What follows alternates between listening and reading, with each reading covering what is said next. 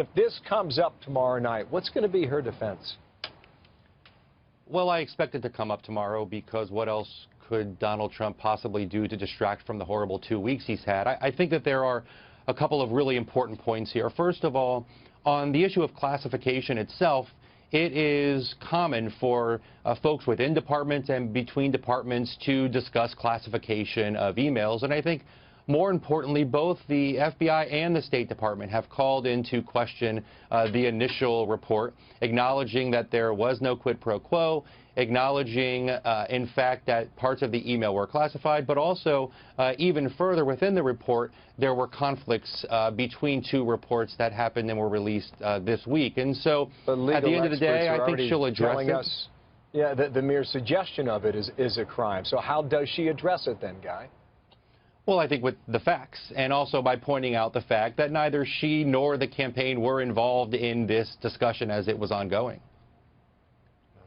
Here is part of the email on screen, redacted. That's an individual's name at the FBI.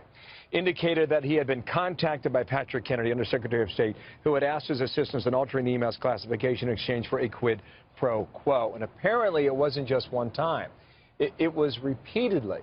So now you start to get into the potential for a pattern for requests for lowering classifications to essentially protect her. And just on the surface, Guy, it doesn't look good. Well, first of all, as you might imagine, I was not a part of the internal conversation, so I think some of these questions would be best addressed to the State Department and the FBI. However, I would note that you just happened to leave out the part of the report that actually directly contradicted this and said, in fact, it was the FBI that had brought this up. So I think you have a conflicting report.